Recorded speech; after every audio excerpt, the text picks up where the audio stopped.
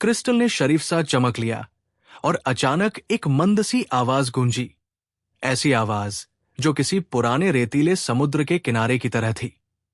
आवाज ने कहा, मैं वो हूं जिसे बांधा गया। मैंने उन्हें दिया जो मुझे बांधना चाहते थे, पर बदले में लिया उनके कुछ हिस्से। जो लोग बहुत लालची थे, मैंने उनसे उनकी यादों के कुछ चमकदार पल लिए। जो लोग अपने समय को व्यर्थ बर्बाद करते थे, उनके कुछ समय के टुकड़े मैं ले गया ताकि वे सीखें। पर अब वे टुकड़े अनियंत्रित होकर बिखर रहे हैं। बीरबल ने पूछा, तो किसने तुझे बांधा? आवाज ने कहा, किसी ने नहीं, एक इच्छा ने। जब मन का एक छोटा सा हिस्सा कहता है मुझे और चाहिए, तो समय भी रिश्ता है। बीरबल ने समझ लिया कि समस्या केवल एक वस्तु की नहीं, बल्कि लोगों की इच्छाओं की थी। यदि लोग अपने समय का आदर नहीं करेंगे और उसे बांट कर महत्व नहीं देंगे, तो समय खुद कुछ हिस्सों को छीन ले लेता है ताकि गुजरने वाला सीख जाए। फिर भी क्रिस्टल के इर्द गिर्द जो अस्थिरता थी, वो विशेष थी। किसी ने सच में समय के अंशों को समेटने की कोशिश की थी। बीरबल ने कहा, हमें क्रिस्टल को खोलना होगा और उसे वापस समय के धारा में लगाना होगा, पर बिना किसी चूक के। पर एक कठिनाई थी। यदि क्रिस्टल खोला गया और समय के टुकड़े वापस आए, तो वे टुकड़े ऐसे लोगों के पास लौटेंगे जिनसे वे लिए गए थे। पर क्या उनकी वापसी दर्दनाक न होगी? कुछ लोगों को उनके खोए हुए समय के एहसास से दुख होगा। कुछ ऐसी यादें लौटकर उनके मन में ऐसे तड़प भर देंगी कि वे पागल हो जाएं। बीरबल ने कहा, हमें ये वापसी धीरे धीरे करनी चाहिए और लोगों को पहले सिखाना चाहिए कि वे अपने समय का आदर करें। यही सच्ची दवा है। उन्होंने हजारों लिफाफे मंगवाए। लिफाफे पर संदेश लिखा गया, अपना समय बचाओ, दूसरों का सम्मान करो, अनावश्यक वासना से बचो। महल के गड़गड़ाहट भरे बाजारों में इन्हें बांटा गया और बीरबल ने राज्य में सभाएं करवाई जहां उन्होंने समय के महत्व की कहानियां सुनाई। किस तरह समय को बेकार की बातों में उड़ाने से बचना चाहिए, कैसे छोटे छोटे पलों का सम्मान करना चाहिए और कैसे हमारी इच्छाएं हमें समय से बढ़कर कुछ भी न मिलने दें। धीरे धीरे जैसे जैसे लोग बदलने लगे, अपने काम में अनुशासन लाने लगे और अपने रिश्तों में समय देकर निखार लाने लगे, क्रिस्टल की हल्की सी अस्थिरता घटने लगी। बीरबल ने उस रात फिर से क्रिस्टल को टॉवर पर रखा और कहा, अब तू जा, पर पहले हम तुझसे एक वादा लेना चाहते हैं कि तू उन टुकड़ों को लौटाने से पहले हमें बताएगा ताकि हम लोगों को संभाल सकें। क्रिस्टल ने एक बार फिर से हल्की ध्वनि दी, ठीक है, और धीरे धीरे उसने उन समेटे हुए समय के टुकड़ों को माहौल में छोड़ना शुरू किया। छोटे छोटे पल, जैसे किसी की हंसी की एक झलक, किसी वृद्ध की गोद में बैठकर सुनाई गई एक कहानी, बच्चों के खेलने की कुछ मिनटों की मखमली चमक, वो सब छोटे छोटे टुकड़े वापस लौटने लगे। पर इस बार लोगों ने उन्हें पकड़ने के तरीके सीखे हुए थे। वे समय को व्यर्थ न करने लगे। वे बच्चों के साथ बैठकर कहानियां सुनने लगे। वे मिलजुल कर पुराने रिश्तों को फिर सजाने लगे। समय ने अपनी धारा स्थिर कर ली। उस व्यापारी ने जो क्रिस्टल लेकर बैठा था, उसने सार्वजनिक रूप से अपनी गलती कबूल की और जनता को बताया कि किस तरह उसकी लालसा ने असंतुलता फैलाई थी। अकबर ने न्याय किया पर दया भी दिखाई।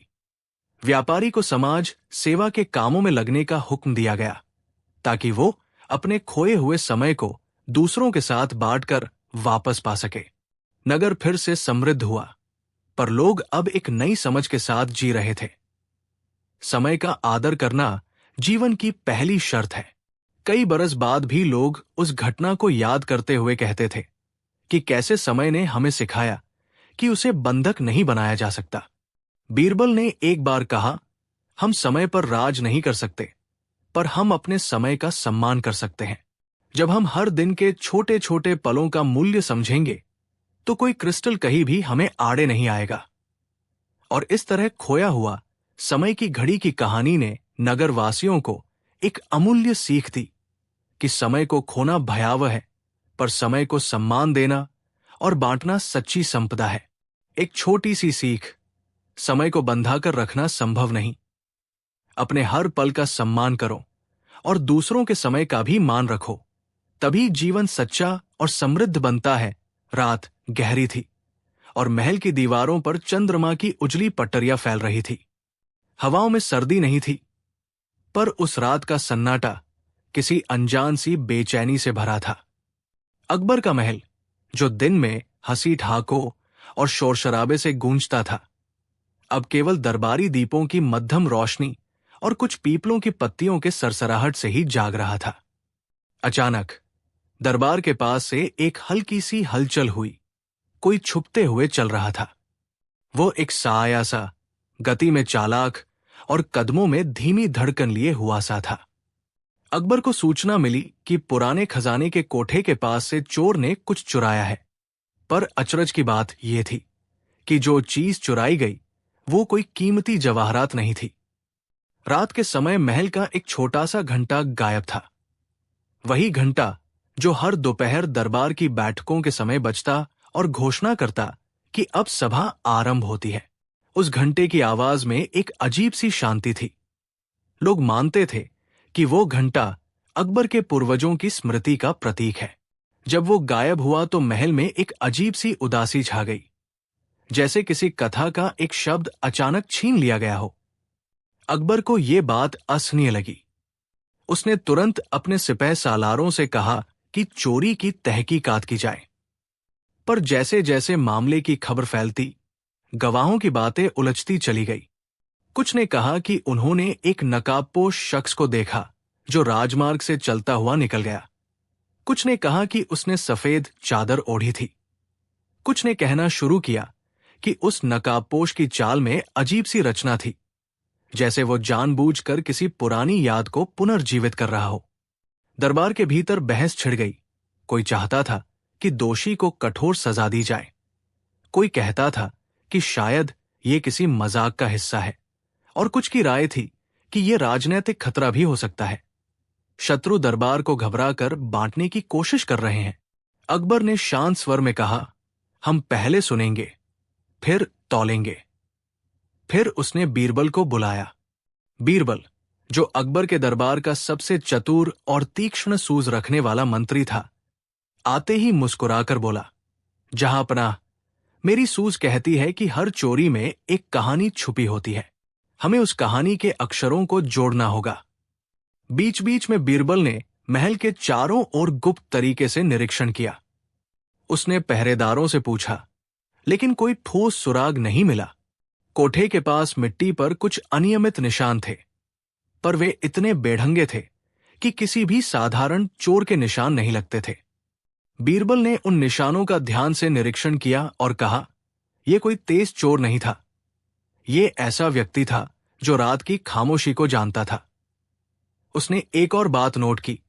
कोठे के पास से मिली अशर्फियों की एक छोटी सी पट्टी पर मिट्टी के कुछ धब्बे थे, पर वे किसी समकालीन मिट्टी के नहीं लगते थे। वे किसी मिट्टी से मिलते जुलते थे जो नदी के किनारे की दलदली मिट्टी हो सकती है। बीच बीच में बीरबल ने अकबर से कहा कि उसे कुछ असामान्य चाहिए, पर उसने सीधे सीधे नहीं कहा कि क्या। वो केवल संकेत देता गया कि उसे रात की वह चीज देखने की इच्छा थी। अकबर ने अपनी आंखों में जिज्ञासा ली और अगले दिन रात के पहरे और भी कड़ा करवा दिए, पर साथ ही बीरबल ने कुछ खास आमंत्रण भी भेजा। महल के अंदर के कुछ खास कलाकारों, कवियों और पुराने नौकरों को बुलाया गया कि वे अगले कुछ दिनों तक महल में रुके।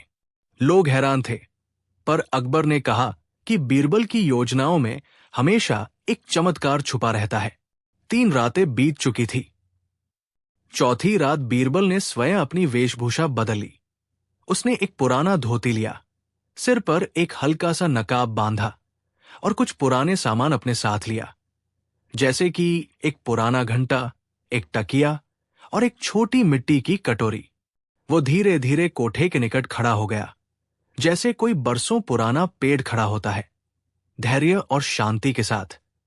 अकबर ने भी अपनी जिज्ञासा छुपाकर दूर से नजर रखी। रात के मध्य में हवा ने फिर से धीमा कदम उठाया और तभी महल की दीवार के पास एक हल्की सी परछाई दिखाई पड़ी। एक नकाबपोश व्यक्ति जिसकी चाल शांत पर असरदार थी। वो किसी तरह पुराने ढंग का कपड़ा पहने था, ऐसा कपड़ा जिसे जमाना भूल चुका था। वो कोठे की ओर गया, झिझकते हुए 4 कदम बढ़ा, फिर रुक गया। बीरबल ने एक छोटी सी घंटी बजा दी, पर यह कोई सामान्य घंटी नहीं थी। वो वही घंटा था जिसे बीरबल ने अपने पास रखा था, और उसके स्वर में यादों का भार था। नकाबपोश ने ठहर कर उस आवाज को सुना, और पल भर के लिए उसके हाथ धीरे से ठिठक गए। फिर हुआ अजब। नकाबपोश ने हाथ में रखी कोई चीज निकाली और उसे जमीन पर रख दिया। वो वस्तु एक छोटा सा पेपर था, जिस पर कुछ पुराने अक्षर मैले हुए थे। नकाबपोश ने कुछ जल्दी में झांक कर देखा, और फिर जैसे हवा में पिघल गया। वो पीछे की ओर पलटा और भाग गया। बीरबल ने चुपके से पीछे पीछे उसका अनुसरण किया, पर नकाबपोश की चाल में वह चतुराई थी कि वो आसानी से अंतराल में खो गया। दूसरे दिन दरबार में ये बात तहलका सी मचा गई। बीरबल ने खोया हुआ पेपर निकालकर उसे बड़ा ध्यानपूर्वक पढ़ा। वो पेपर पुराना पर पक्के शब्दों में लिखा था। जिसने इस घंटे को ले लिया, उसने सिर्फ ध्वनि नहीं छीनी, उसने समय की एक कड़ी को मोड़ दिया। जो इसे समझेगा वही आवाज बहाल कर सकेगा। पेपर पर कुछ मोहरों के निशान भी थे। वे निशान किसी पुरानी गुट की तरह लगते थे, जिसका नाम केवल कुछ शास्त्री जानते थे। बीच बीच में बीरबल ने गांव के पुराने वकीलों और इतिहासकारों से भी बातें की। उसने देखा कि महल के घंटे के साथ जुड़ी एक प्रथा थी। हर वर्ष उस घंटे को एक विशेष रात में एक मंदिर में स्थापित किया जाता था, जहां गांव के बूढ़े लोग एक गीत गाते थे और घंटी की आवाज में अपने अतीत की कहानियां सुनते थे। पर कुछ वर्षों पहले यह प्रथा छूट गई थी। जगह बदल गई और यादें फीकी पड़ गई। बीरबल ने महसूस किया कि जिस नकाबपोश ने घंटा चुराया, वो शायद उस पुरानी प्रथा को पुनर्जीवित करना चाहता था, या शायद वह किसी ऐसे परिवार का वंशज था जिसे प्रथा से अलग कर दिया गया था। बीच बीच में बीरबल ने महल के कारीगरों से भी बात की और पाया कि घंटे में एक खास चेहरा, एक छोटा सा चिन्ह था, जैसे किसी पुराने राज परिवार की मुहर। इसे देखकर बीरबल ने तुरंत समझ लिया कि यह कोई साधारण चोरी नहीं, ये एक प्रतीकात्मक आंदोलन था, किसी की आत्मा की पुकार थी। वो व्यक्ति चाहते थे कि घंटा वापस अपनी प्राचीन जगह पर जाए, तमाम दिखावे और सत्ता से ऊपर उठकर। बीरबल ने फैसला किया कि उसे घटनाओं को गुमनामी से बाहर लाना होगा, ताकि छिपा हुआ दर्द उजागर हो सके। बीच बीच में एक रात बीरबल ने महल के बाहर एक छोटा सा मंच लगाया और वहां परंतु एक अनूठी सभा बुलाई। उसने गांव के उन बुजुर्गों और उन परिवारों को खास तौर पर आमंत्रित किया जिनका महल के साथ पुराना रिश्ता था। सभा में जब सब लोग जमा हुए, बीरबल ने कहा, हमने देखा है कि हमारी परंपराओं में कुछ छूटता जा रहा है। कोई रात, कोई गाना, कोई याद, और फिर अचानक हम पहचानने लगते हैं कि एक घंटी की आवाज ही कितनी कदर रखती है। इसके बाद उसने पेपर पर लिखे हुए शब्दों को पढ़ा और पूछा कि क्या किसी को इस मुहर या इस प्रतीक से परिचय है। एक बूढ़े पुरोहित ने धीरे से कहा, यह मुहर हमारे पुराने मंदिर की है, पर वो मंदिर वर्षों पहले किसी संवाद के बाद छूट गया था। उस समय एक परिवार था जो हमारी प्रथा का संरक्षक था, पर बाद में उन्हें दरबार से भगा दिया गया। पुरोहित की आंखों में कुछ प्यास सी थी, किसी गुमशुदा रिश्ते की। बीरबल ने पूछा, और वो परिवार कहाँ गया? पुरोहित ने सिर झुकाया और बोला, किसी ने कहा कि उनका वंश खत्म हो गया, पर सच ये है कि वे कहीं दूर बस गए और धीरे धीरे भूल गए। ये सुनकर बीरबल के चेहरे पर संकल्प चमक उठा। उसने कहा, हम इस असलियत को उजागर करेंगे। हम उस परिवार की विरासत की खोज करेंगे और देखेंगे कि क्या चोरी का असली मकसद जरूरत थी या प्रतिशोध। उसने अकबर को सभी तथ्यों से अवगत कराया और अकबर ने आदेश दिया कि कोई भी कठोर कदम उठाने से पहले पूरी कहानी जानी जाए। तफ्तीश में जब बीरबल और कुछ विश्वसनीय दरबारी गांवों में पहुंचे, तो उन्होंने पाया कि एक बुजुर्ग महिला, जो अब एक दूर ठिकाने पर रहती थी, उसी परिवार की अंतिम जीवित परंपरागत संरक्षक थी। उसका नाम सरसवा था, जिसकी आंखों में समय की लकीरें थी और हाथों में 7 जन्म की मेहनत की निशानियां। सरसवा ने बताया कि वर्षों पहले उनका परिवार महल की एक छोटी सी शाखा संभलता था, पर एक दरबारी षड्यंत्र ने उन्हें बेदखल कर दिया था। उस समय उनके पास सिर्फ वो घंटा और कुछ कागजात बचे थे, जिनमें उनकी प्रथा की मोहरें थी। वे चाहते थे कि कोई उनके गीत और प्रथाएं फिर से सुने, पर दरबार ने उन्हें नजरअंदाज कर दिया और समय ने उनका अस्तित्व भुलाकर रख दिया। सरसवा की आंखों में वो पुराना दर्द था, जिसे सुनकर कोई भी अनभिज्ञ न रह सकता था। बीरबल ने कहा, यदि ये सच है तो जिसने घंटा चुराया उसने ऐसा इसलिए किया होगा कि वो हमारी भूल की याद दिलाए, पर चोरी को सही ठहराना मुश्किल है। पर हम निर्णय तभी देंगे जब सब तथ्य सामने होंगे। फिर हुआ अचरज। कुछ स्थानीय बच्चों ने बताया कि उन्होंने कुछ लोग रात में मंदिर के पास देखा था। लोग नकाबपोश नहीं थे, पर वे सचमुच अजीब तरह से कपड़े पहने थे। बीरबल ने सोचा कि हो सकता है कि नकाबपोश वही लोग हों, परिवार के कुछ युवा वंशज जिन्होंने घंटा वापस लेने का निश्चय किया। पर वे ये भी समझ गए कि जवाब केवल चोटिल इतिहास को उजागर करके ही मिल सकता है। जो लोग सजा चाहते हैं वे सिर्फ कड़ा निर्णय ले सकते हैं, पर न्याय का आधार हमेशा इतिहास की गहराइयों पर टिका होता है। अंततः बीरबल ने एक सम्मेलन आयोजित किया, जिसमें महल के बड़े छोटे लोगों, पुराने पुरोहित, सरसवा और कुछ गांव वालों को बुलाया गया।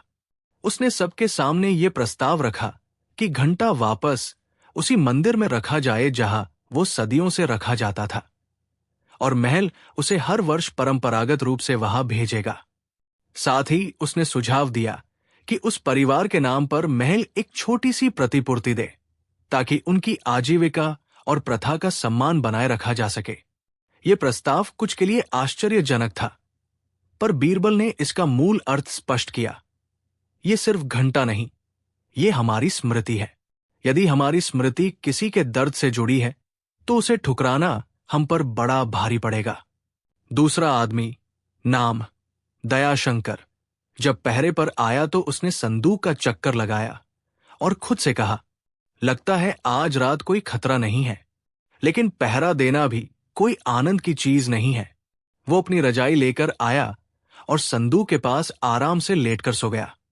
सुबह जब दरबार में दोनों से पहरे का विवरण पूछा गया तो दोनों ने अपने अपने हिसाब से बहाने बनाए, लेकिन बीरबल के सैनिकों ने सच्चाई बता दी, दोनों ही सो गए थे। अकबर ने नाराज होकर कहा, तो तुम्हारा दावा झूठा है। असल मालिक कभी अपनी चीज को यूं असुरक्षित नहीं छोड़ता। दोनों शर्मिंदा हुए, पर हार मानने को तैयार नहीं थे। गजेश्वर बोला, जहांपनाह, नींद तो इंसान होने के कारण आ गई। इसका मतलब ये नहीं कि संदूक हमारा नहीं है। दयाशंकर भी बोला, हम अपने पूर्वजों के खजाने की रक्षा कर सकते हैं, बस कल रात मुश्किल हो गई। बीरबल ने कहा, तो एक और परीक्षण करते हैं, इस बार संदूक के बिना। दोनों आश्चर्य में पड़ गए। बीरबल ने कहा, तुम दोनों अपने अपने घर से कोई ऐसी चीज लेकर आओ जो तुम्हें सबसे प्रिय हो, महल में रख दी जाएगी। 2 दिन बाद इन्हें वापस लौटाया जाएगा, लेकिन हम इन 2 दिनों में ये देखेंगे कि कौन सी चीज अपने मालिक के लिए कितनी महत्वपूर्ण है। दोनों आदमी गए और वापस आए। गजेश्वर एक सोने की अंगूठी लाया, बहुत कीमती, चमकदार और भारी। दयाशंकर एक साधारण लकड़ी की डिब्बी लाया, जिसे कपड़े से लपेट कर रखा गया था। अकबर ने आश्चर्य से कहा, ये डिब्बी, इसमें क्या खास है? दयाशंकर बोला, जहांपनाह, ये डिब्बी मेरे पिता ने मुझे मरने से पहले दी थी। इसकी कीमत सोने चांदी में नहीं है। अगले 2 दिन दोनों आदमी बेचैन थे, पर फर्क साफ था। गजेश्वर रोज शाम को पूछता, मेरी सोने की अंगूठी सुरक्षित है ना? कभी कहता, अगर खो गई तो बहुत नुकसान हो जाएगा। कभी कहता, उसकी कीमत तो 500 अशर्फिया है। जबकि दयाशंकर रोज आकर सिर्फ यही पूछता, मेरी डिब्बी ठीक है, कहीं उसे चोट तो नहीं पहुंची? उसकी आंखों में सच्ची चिंता थी, लालच नहीं। 2 दिन बाद बीरबल ने फैसला सुनाया। जहांपनाह, जिसने अपने प्रिय सामान में मूल्य देखा वो गजेश्वर है, लेकिन जिसने अपने सामान में ममता और भावना देखी वह दयाशंकर है। जो व्यक्ति अपने पूर्वजों की निशानी को दिल से संभालता है वही पुरानी वस्तुओं का असली हकदार होता है। फिर उन्होंने संदूक की ओर इशारा करके कहा, यह संदूक दयाशंकर का है। इसका मालिक वही है, क्योंकि उसने साबित किया कि वह अपने पूर्वजों की वस्तुओं को दिल से संभाल सकता है, न कि सिर्फ सोने चांदी के लालच के लिए। दरबार में तालियां गूंज उठीं। अकबर ने बीरबल की बुद्धिमत्ता की सराहना की। दयाशंकर की आंखों में आंसू थे, कृतज्ञता के, सम्मान के। संदूक खोला गया। उसमें हीरे जवाहरात नहीं थे, बल्कि कुछ पुराने पत्र, वस्त्रों के टुकड़े, परिवार की निशानियां और एक लकड़ी की छोटी मूर्ति थी। दयाशंकर उसे देखकर फूट पड़ा। ये मेरे पूर्वजों की धरोहर है, सच में वही जो मेरे पिता बताया करते थे। गजेश्वर शर्म से सिर झुकाकर खड़ा रहा। उसे समझ आ गया था कि वो लालच में आकर गलत दावा कर बैठा था। अकबर ने आदेश दिया कि दयाशंकर को सम्मानित किया जाए और उसके परिवार की निशानियां उसे सौंप दी जाए। बीरबल ने मुस्कुराकर कहा, जहांपनाह, कई बार असली खजाना सोने में नहीं, यादों में छुपा होता है। एक छोटी सी सीख, मूल्य चीजों में नहीं, भावनाओं में होता है। जो इंसान अपने अतीत और अपने लोगों का सम्मान करता है, असली संपत्ति वही है।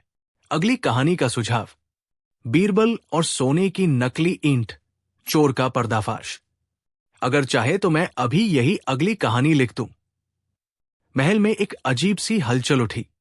हवा में बातों की खनक थी और दरबार के कोने कोने में लोग आपस में गुनगुनाते हुए खड़े थे।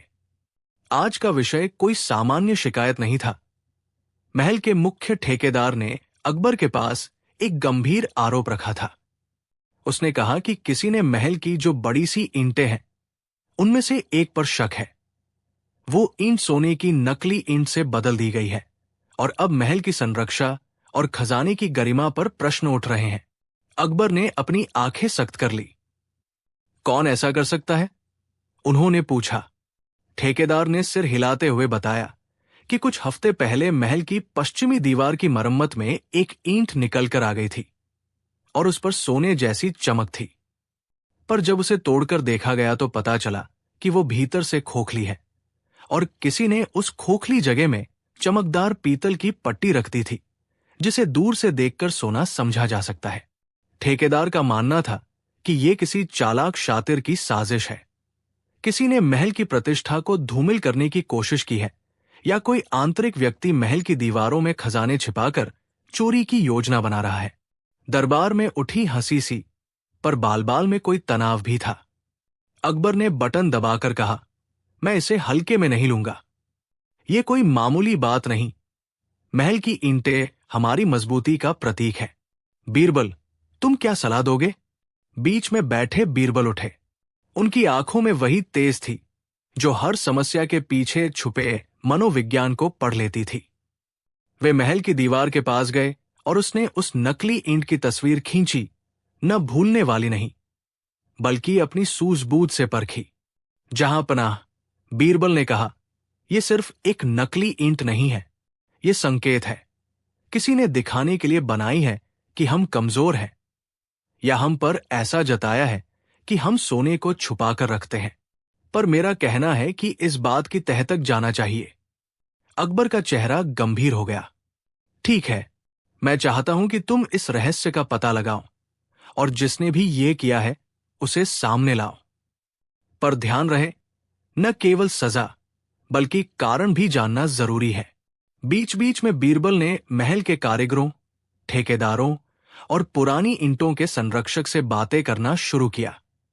उसने देखा कि पश्चिमी दीवार की मरम्मत हाल ही में एक नए मजदूर दल ने की थी।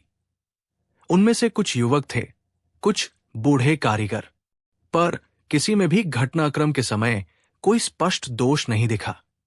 बीरबल ने पुरानी रिकॉर्ड्स भी देखी और पाया कि उस हिस्से की ईंटें दशकों पुरानी थी, पर मरम्मत के दौरान कुछ नई ईंटें भी मिली थी जो पुराने रंग और बनावट में मेल नहीं खाती थी। बीरबल ने एक योजना बनाई। उसने महल के काजी को बुलाकर कहा, मैं चाहता हूं कि महल के चारों ओर एक उत्सव मनाया जाए, पर इस उत्सव में हम कुछ विशेष करेंगे। काजी ने हैरानी से पूछा, किस तरह का विशेष आयोजन?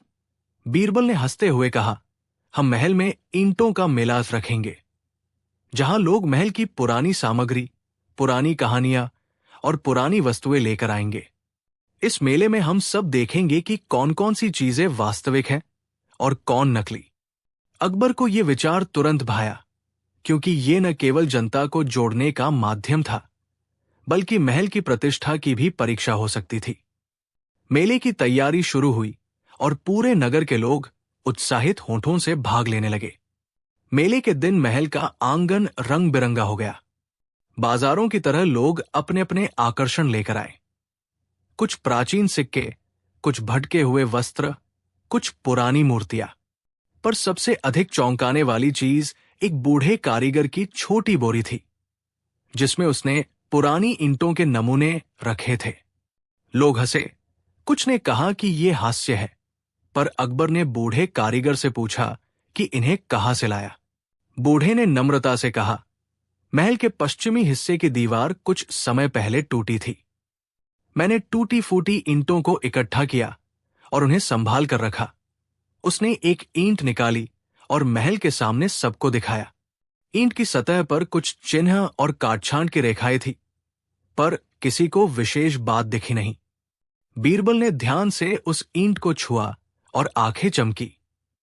ये वही बनावट है, उसने धीरे से कहा, पर इसमें कुछ और विशेष है। देखो। बीरबल ने अपनी अंगुली से ईंट के किनारे पर गहरे छपे एक छोटे निशान को छुआ। वो निशान लगभग मिट सा गया था, पर उसकी सूक्ष्मता कुछ कह रही थी। बीरबल ने कहा, यह निशान किसी विशेष चाकू की तरह के औजार से बने हैं। ऐसा औजार केवल एक ही कारीगर के पास रहता था। भीड़ में कुछ लोग गार्ड के पास गए और उन्होंने उस पुराने रिकॉर्ड से मिलान किया जो बीरबल ने दिखाया था। रिकॉर्ड से पता चला कि उस निशान वाला औजार महल के एक पुराने कारीगर के पास था। उसका नाम था हरिदास। हरिदास वर्षों पहले महल की मरम्मत टीम में था, पर कुछ साल पहले उसका मनोबल गिर गया और वो महल से अलग होकर अपने गांव चला गया। बीच बीच में बीरबल ने कहा, हमें हरिदास को ढूंढना होगा। कुछ आदमी उसे खोजने निकले और कुछ दिनों बाद हरिदास महल में हाजिर हुआ। वो बूढ़ा, थका हुआ और शर्म से भरा था, पर आंखों में अभी भी कारीगरी की चमक थी। अकबर ने उससे पूछा कि क्या वह इस तरह की ईंट बनाता है। हरिदास नीचे झुक गया और बोला, हां, मैंने इन निशानों को बनाना सीखा था, पर जो ईंट आप दिखा रहे हैं वो मेरी नहीं, मेरी कारीगरी में इस तरह का नकल नहीं। बीच बीच में बीरबल ने उसे आराम से सुनाया कि कैसे निशान मेल खाते हैं, और उसने पूछा कि क्या हरिदास के गांव में कोई ऐसा शिल्पी रह गया है जो उसकी तकनीक जानता हो। हरिदास ने कहा कि उसका एक साथी था, रामचरण, जो हमेशा उससे जुड़ा रहा, पर रामचरण कुछ साल पहले शहर में आ गया था और कुछ विवाद के बाद हरिदास से अलग हो गया था। अब बीरबल की जिज्ञासा और बढ़ गई। उसने रामचरण का पता लगाया और पाया कि वो महल के पास ही किसी छोटे गिरोह का हिस्सा बन गया था। वे लोग अक्सर महल के परिधि में रात के समय घूमते रहते थे और कुछ लोगों का मानना था कि वे चोरी छिपे कुछ करते हैं। बीरबल ने रामचरण को बुलाया और उसके साथ धैर्यपूर्वक बात की। रामचरण ने शुरू में सब नकार दिया, पर जब बीरबल ने उससे पिछले दिनों के मेले और पुराने निशान के बारे में विस्तार से बताया तो उसके चेहरे का रंग बदल गया। मैंने नहीं किया, बीरबल, रामचरण बोला, पर हां, मैंने कुछ ऐसा देखा था। कुछ लोगों ने महल की दीवार के पास कुछ चमकता हुआ देखा और उसे उठाकर भागते हुए दिखा था। मैंने सुना कि वे कोई बड़ा खेल खेलने की तैयारी कर रहे हैं, पर मैं अपने बल से कुछ कर नहीं सका। बीच बीच में बीरबल ने अब एक जाल बिछाया। उसने महल के चारों ओर कुछ नकली ईंटें रखवाईं, पर इन नकली ईंटों में सफेद मिट्टी और थोड़ी सी चमकदार पन्नी छुपी थी।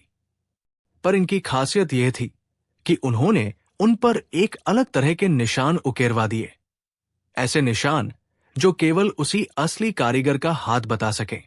बीरबल ने सोचा कि जो भी इनके पीछे है वो शायद फिर वही चाल चलने की कोशिश करेगा।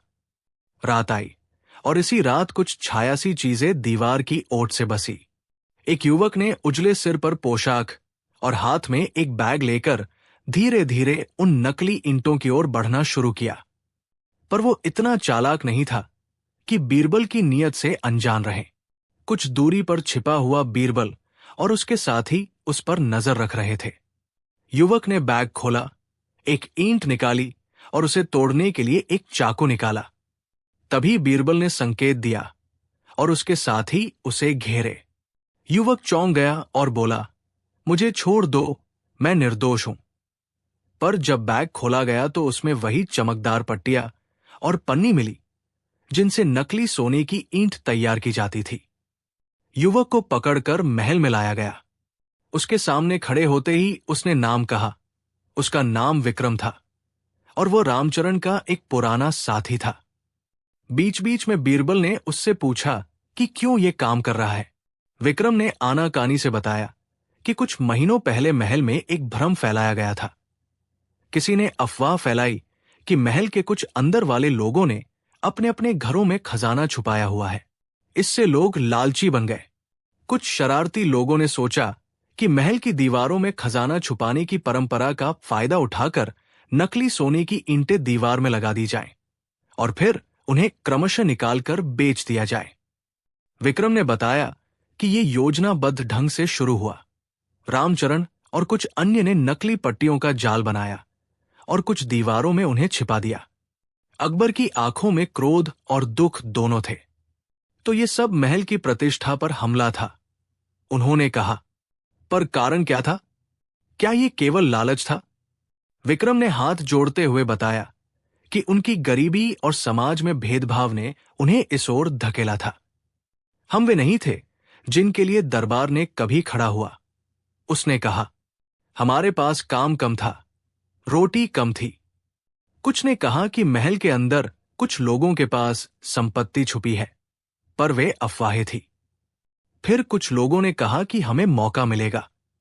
बीरबल ने गंभीर स्वर में कहा, तुम्हारी दया और पछतावे का कोई अर्थ तभी होगा जब तुम अपने कर्मों का प्रायश्चित करोगे। उसने अकबर से कहा, जहांपनाह, मुझे लगता है कि हमें केवल दंड नहीं देना चाहिए, हमें उनकी वजह को भी समझना और समाज में सुधार लाना होगा। अकबर ने गहरी सांस ली और फिर कहा, ठीक है, विक्रम और उसके साथियों को सार्वजनिक रूप से सजा नहीं दी जाएगी, पर उन्हें समाज सेवा का सामूहिक कार्य सौंपा जाएगा। वे वही ईंटें जो उन्होंने निकाली उन्हें वापस लगाएंगे और उन दीवारों की मरम्मत में जो लोग शामिल होंगे उन्हें रोजगार दिया जाएगा। साथ ही महल का एक छोटा सा कोष उनके परिवारों के लिए बनाया जाएगा ताकि उनकी कमी दूर हो। भीड़ में कई लोग हैरान थे। कुछ ने कहा कि दंड तो होना चाहिए था, पर बीरबल ने यह भी समझाया कि दंड केवल सजा नहीं, सुधार होना चाहिए। विक्रम और उसके साथियों को काम दिया गया।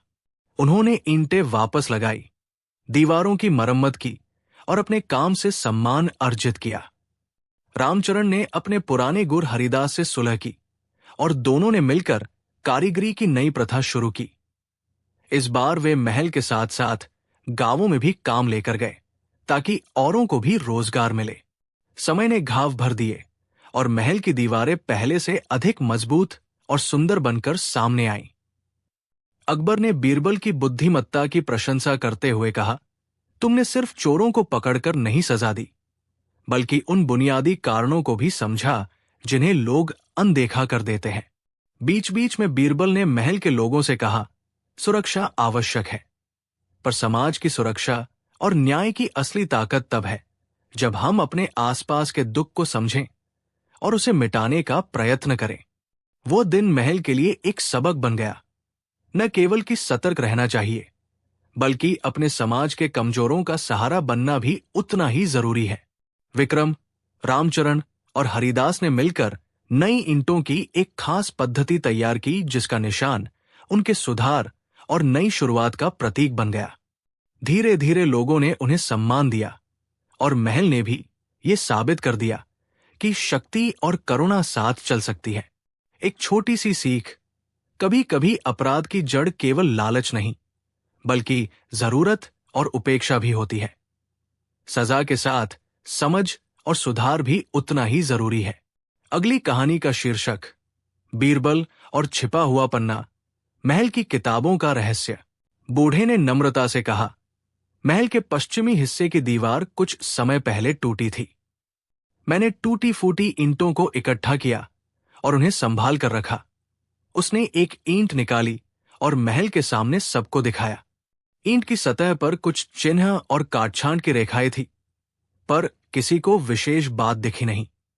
बीरबल ने ध्यान से उस ईंट को छुआ और आंखें चमकी। ये वही बनावट है, उसने धीरे से कहा, पर इसमें कुछ और विशेष है। देखो, बीरबल ने अपनी अंगुली से ईंट के किनारे पर गहरे छपे एक छोटे निशान को छुआ। वो निशान लगभग मिट सा गया था, पर उसकी सूक्ष्मता कुछ कह रही थी। बीरबल ने कहा, ये निशान किसी विशेष चाकू की तरह के औजार से बने हैं। ऐसा औजार केवल एक ही कारीगर के पास रहता था। भीड़ में कुछ लोग गार्ड के पास गए और उन्होंने उस पुराने रिकॉर्ड से मिलान किया जो बीरबल ने दिखाया था। रिकॉर्ड से पता चला कि उस निशान वाला औजार महल के एक पुराने कारीगर के पास था। उसका नाम था हरिदास। हरिदास वर्षों पहले महल की मरम्मत टीम में था, पर कुछ साल पहले उसका मनोबल गिर गया और वो महल से अलग होकर अपने गांव चला गया। बीच बीच में बीरबल ने कहा, हमें हरिदास को ढूंढना होगा। कुछ आदमी उसे खोजने निकले और कुछ दिनों बाद हरिदास महल में हाजिर हुआ। वो बूढ़ा, थका हुआ और शर्म से भरा था, पर आंखों में अभी भी कारीगरी की चमक थी। अकबर ने उससे पूछा कि क्या वह इस तरह की ईंट बनाता है। हरिदास नीचे झुक गया और बोला, हां, मैंने इन निशानों को बनाना सीखा था, पर जो ईंट आप दिखा रहे हैं वो मेरी नहीं, मेरी कारीगरी में इस तरह का नकल नहीं। बीच बीच में बीरबल ने उसे आराम से सुनाया कि कैसे निशान मेल खाते हैं, और उसने पूछा कि क्या हरिदास के गांव में कोई ऐसा शिल्पी रह गया है जो उसकी तकनीक जानता हो। हरिदास ने कहा कि उसका एक साथी था, रामचरण, जो हमेशा उससे जुड़ा रहा, पर रामचरण कुछ साल पहले शहर में आ गया था और कुछ विवाद के बाद हरिदास से अलग हो गया था। अब बीरबल की जिज्ञासा और बढ़ गई। उसने रामचरण का पता लगाया और पाया कि वो महल के पास ही किसी छोटे गिरोह का हिस्सा बन गया था। वे लोग अक्सर महल के परिधि में रात के समय घूमते रहते थे और कुछ लोगों का मानना था कि वे चोरी छिपे कुछ करते हैं। बीरबल ने रामचरण को बुलाया और उसके साथ धैर्यपूर्वक बात की। रामचरण ने शुरू में सब नकार दिया, पर जब बीरबल ने उससे पिछले दिनों के मेले और पुराने निशान के बारे में विस्तार से बताया तो उसके चेहरे का रंग बदल गया। मैंने नहीं किया, बीरबल, रामचरण बोला, पर हां, मैंने कुछ ऐसा देखा था। कुछ लोगों ने महल की दीवार के पास कुछ चमकता हुआ देखा और उसे उठाकर भागते हुए दिखा था। मैंने सुना कि वे कोई बड़ा खेल खेलने की तैयारी कर रहे हैं, पर मैं अपने बल से कुछ कर नहीं सका। बीच बीच में बीरबल ने अब एक जाल बिछाया। उसने महल के चारों ओर कुछ नकली ईंटें रखवाईं, पर इन नकली ईंटों में सफेद मिट्टी और थोड़ी सी चमकदार पन्नी छुपी थी। पर इनकी खासियत यह थी कि उन्होंने उन पर एक अलग तरह के निशान उकेरवा दिए, ऐसे निशान जो केवल उसी असली कारीगर का हाथ बता सके।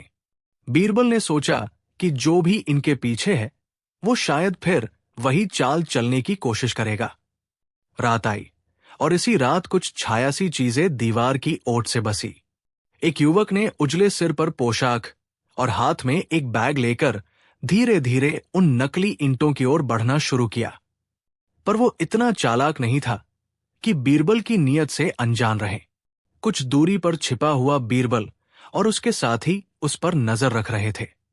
युवक ने बैग खोला, एक ईंट निकाली और उसे तोड़ने के लिए एक चाकू निकाला।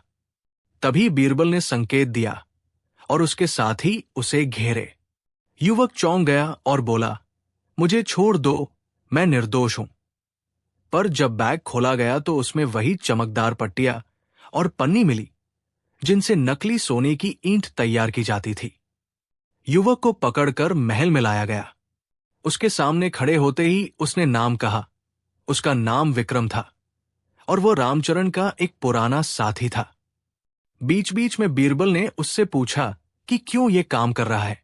विक्रम ने आनाकानी से बताया कि कुछ महीनों पहले महल में एक भ्रम फैलाया गया था।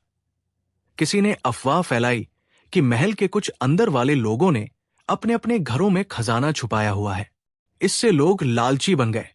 कुछ शरारती लोगों ने सोचा कि महल की दीवारों में खजाना छुपाने की परंपरा का फायदा उठाकर नकली सोने की ईंटें दीवार में लगा दी जाएं और फिर उन्हें क्रमशः निकालकर बेच दिया जाए।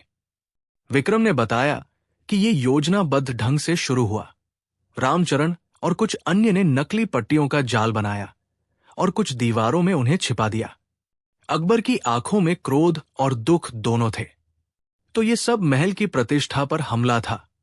उन्होंने कहा, पर कारण क्या था? क्या ये केवल लालच था? विक्रम ने हाथ जोड़ते हुए बताया कि उनकी गरीबी और समाज में भेदभाव ने उन्हें इस ओर धकेला था। हम वे नहीं थे जिनके लिए दरबार ने कभी खड़ा हुआ। उसने कहा, हमारे पास काम कम था, रोटी कम थी। कुछ ने कहा कि महल के अंदर कुछ लोगों के पास संपत्ति छुपी है, पर वे अफवाहें थी। फिर कुछ लोगों ने कहा कि हमें मौका मिलेगा।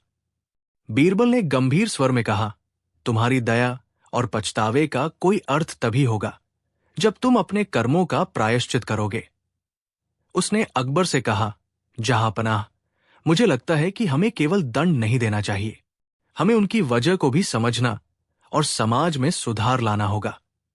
अकबर ने गहरी सांस ली और फिर कहा, ठीक है, विक्रम और उसके साथियों को सार्वजनिक रूप से सजा नहीं दी जाएगी, पर उन्हें समाज सेवा का सामूहिक कार्य सौंपा जाएगा। वे वही ईंटें जो उन्होंने निकाली, उन्हें वापस लगाएंगे और उन दीवारों की मरम्मत में जो लोग शामिल होंगे, उन्हें रोजगार दिया जाएगा। साथ ही महल का एक छोटा सा कोष उनके परिवारों के लिए बनाया जाएगा ताकि उनकी कमी दूर हो। भीड़ में कई लोग हैरान थे। कुछ ने कहा कि दंड तो होना चाहिए था, पर बीरबल ने यह भी समझाया कि दंड केवल सजा नहीं, सुधार होना चाहिए। विक्रम और उसके साथियों को काम दिया गया। उन्होंने ईंटें वापस लगाई, दीवारों की मरम्मत की और अपने काम से सम्मान अर्जित किया। रामचरण ने अपने पुराने गुरु हरिदास से सुलह की और दोनों ने मिलकर कारीगरी की नई प्रथा शुरू की। इस बार वे महल के साथ साथ गांवों में भी काम लेकर गए ताकि औरों को भी रोजगार मिले। समय ने घाव भर दिए और महल की दीवारें पहले से अधिक मजबूत और सुंदर बनकर सामने आईं। अकबर ने बीरबल की बुद्धिमत्ता की प्रशंसा करते हुए कहा, तुमने सिर्फ चोरों को पकड़कर नहीं सजा दी, बल्कि उन बुनियादी कारणों को भी समझा जिन्हें लोग अनदेखा कर देते हैं। बीच बीच में बीरबल ने महल के लोगों से कहा, सुरक्षा आवश्यक है, पर समाज की सुरक्षा और न्याय की असली ताकत तब है जब हम अपने आसपास के दुख को समझें और उसे मिटाने का प्रयत्न करें। वो दिन महल के लिए एक सबक बन गया।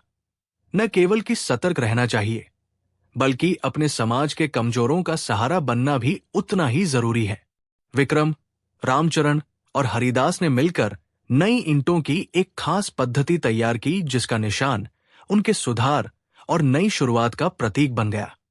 धीरे धीरे लोगों ने उन्हें सम्मान दिया और महल ने भी ये साबित कर दिया कि शक्ति और करुणा साथ चल सकती है।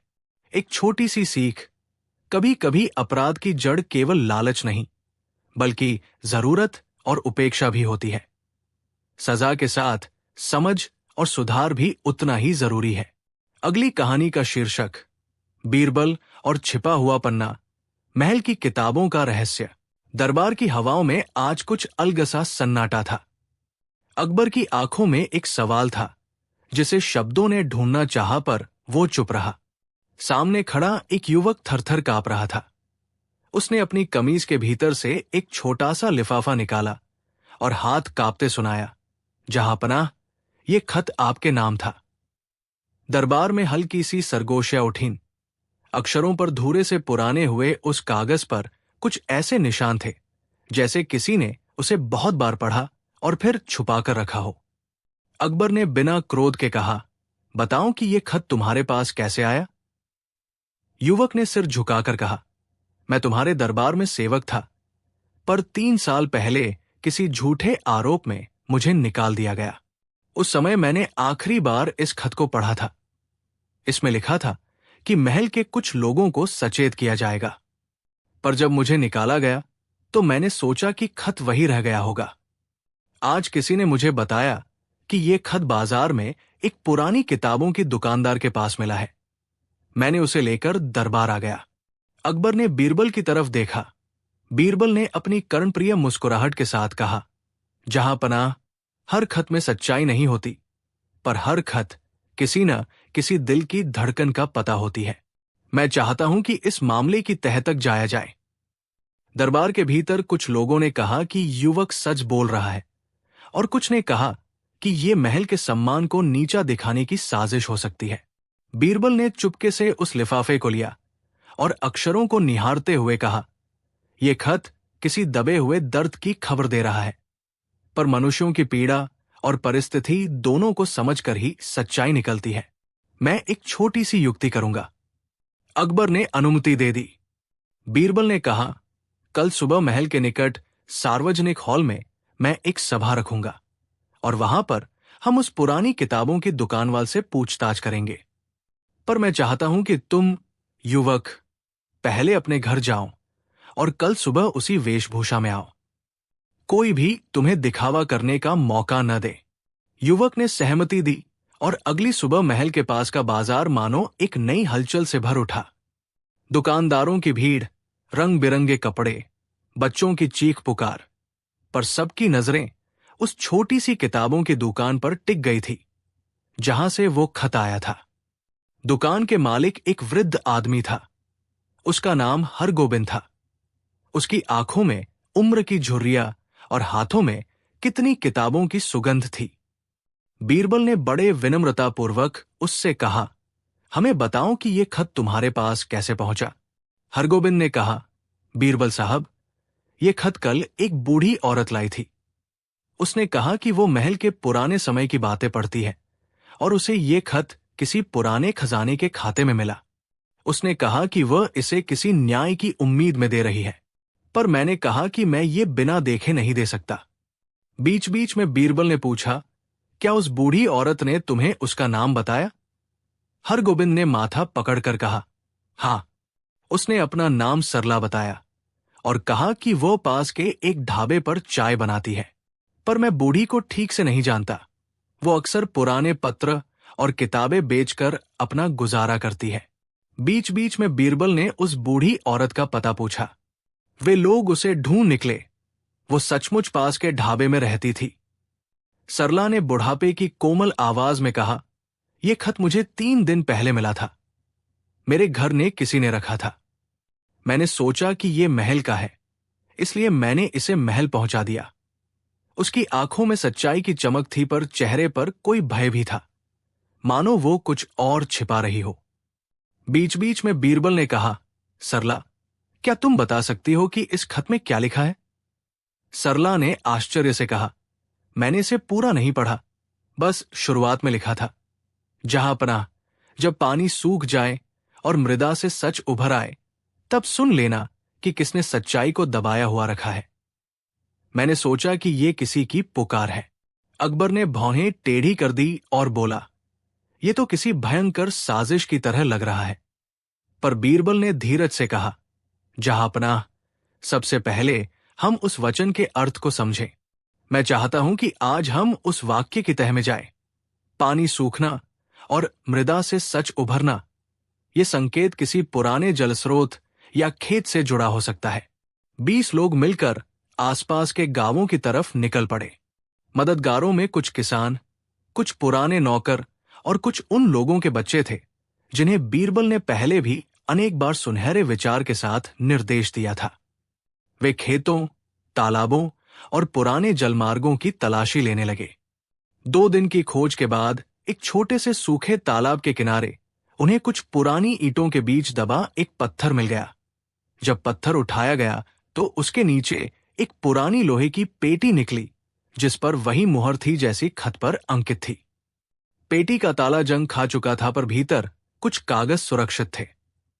उनमें वही पुराना खत और कुछ अन्य दस्तावेज थे जिनमें महल के कुछ पुराने लेख और एक नाम था, रघुनाथ, पहले समय का लेखपाल। दरबार में यह खोज आते ही हलचल हुई।